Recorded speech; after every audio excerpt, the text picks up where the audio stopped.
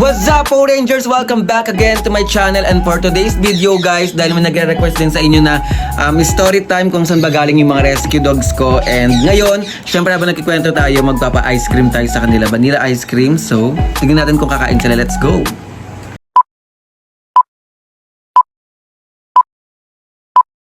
Check it out!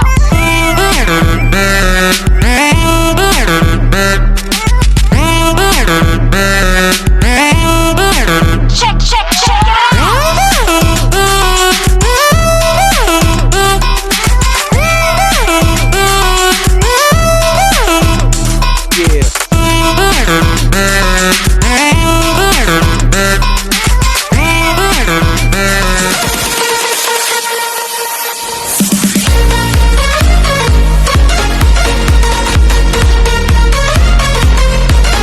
Ang una, guys, ay si Shadow. Ayan, kumakain na siya ng vanilla ice cream. And ang story naman nito, guys, yung nanay niya kasi nanganak sa harapan namin. So, maraming silang magkakapatid noon. And happy ako kasi lahat sila na-adapt. So, first time lang niya kumain ng vanilla ice cream. And ayan siya, oh, tuwan-tuwa. Sarap.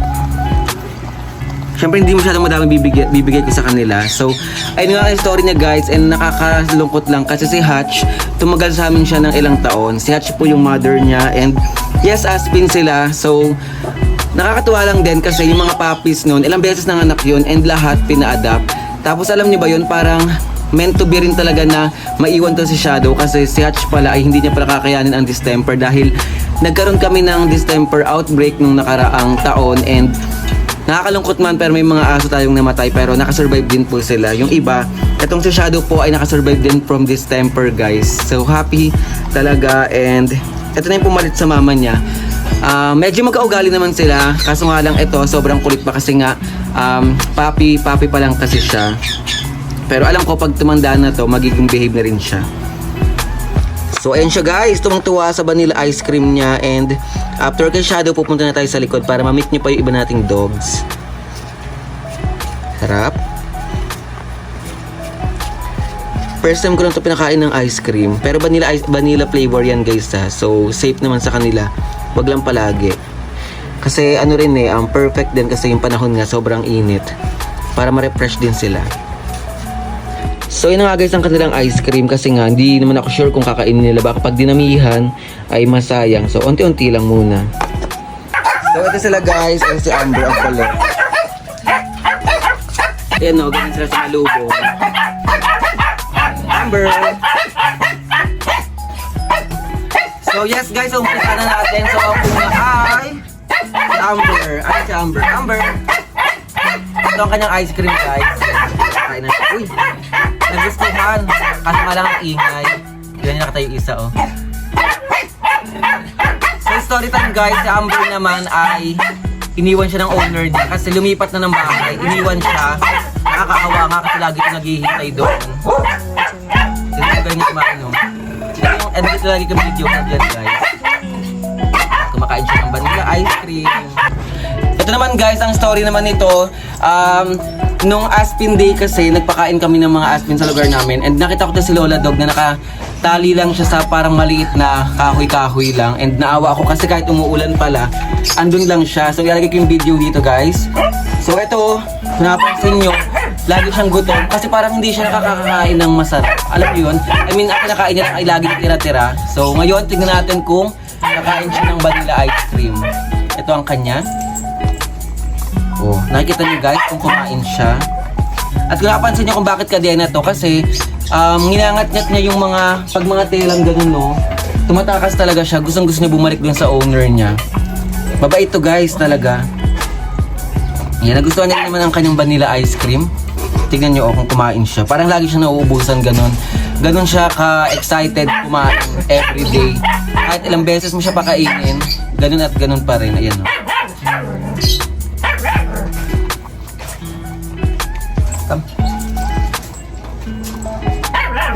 So ayan siya, guys. Oh, tingnan kung kumain, oh. Ito nila.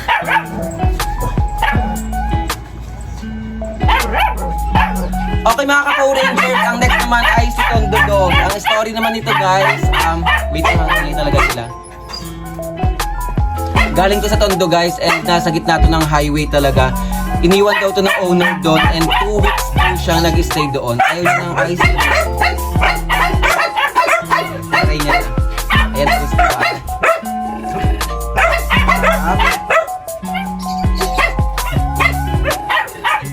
No. Kaya naman siya nakatali din kasi tumatalo. Ang laki niya kasi. Yan, nagsawa niya rin yung ice cream.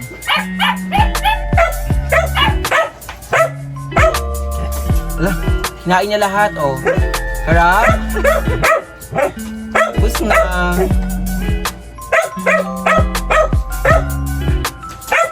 So, etong asang to yung muntik na nakakalat sa akin. Pero ngayon, napansin mo, mabait naman na siya. And ang laki-laki niya talagang aso. Yan. Nabitin po siya. And, ang pogi nitong aso to. Oh my God, cellphone.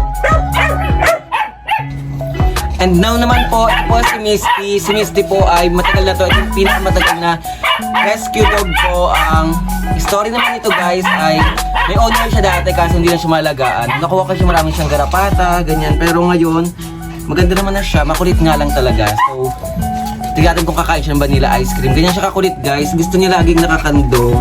Ito oh. Ay, ayaw. Ayaw mo ice cream? So, siya yung may lahi, guys. And siya yung may ayaw. Sige, kain ka. Yun na po, natikman niya na. Kain. Dahil ayaw niya, magbibigay na lang daw siya ng way para kay Lola Dog. Ano? Ay, ang gusto niya ang harot. Oh. Harot ang gusto, oh. Ayaw niya po ng ice cream. So, kay Lola Dog na lang ulit. Si Lola Dog kasi guys, bumabawi pa siya sa akin para tumaba. And ngayon naman guys, I see Amir. So, hindi ko akalain na ganito kaganda tong asong to. Ang story naman niya, ang sabi lang sa akin ng reporter guys, ikaw lang pulit na lang. Ano daw, yung owner daw niya, hindi na daw siya pinapapasok sa loob. Kasi puro galis. So, sa labas na lang siya natutulog. Pakainin na natin, oh, ito na ice cream. O, diba, tahimik pag pagkain. So, ganito na ang story niya, guys.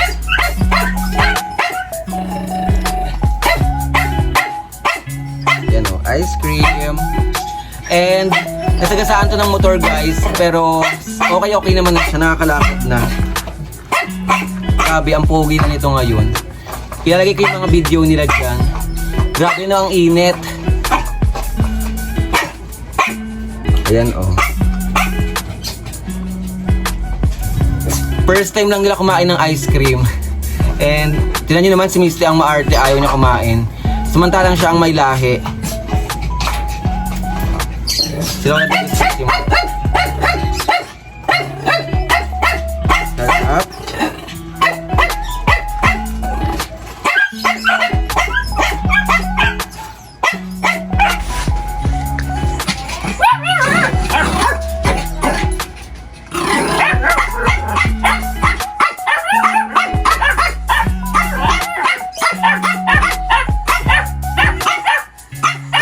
Tignan nyo guys, so inaagaw niya pa rin yung kay Amir. Ganyan siya kaano sa pagkain. So yun guys, si Mama Dog, ayaw niya po ng vanilla ice cream. And kung napansin nyo, lagi siyang mag-isa. Kasi sinasama ko siya dun sa may mini shelter ko. Ang kaso, ayaw niya po na may kasama. Kasi nga diba, ang story naman niya guys, sa bukid siya lumaki, sa bukid siya nagkaanak. Doon talaga siya tumira. And ayun lang, si Hope naman, lagi naman kayo updated sa TikTok. So hindi ko na po siya sinama dito sa vlog na to. Pero lang din magpasalamat sa lahat ng nagmamahal and nagsusuporta sa akin, lalong-lalo na sa mga rescue dogs ko. Maraming salamat po. And doon na po katapos ang ating vlog. So kung bago ka lang sa aking YouTube channel, please subscribe and hit the notification bell para lagi ka updated. See you on my next vlog guys. Bye!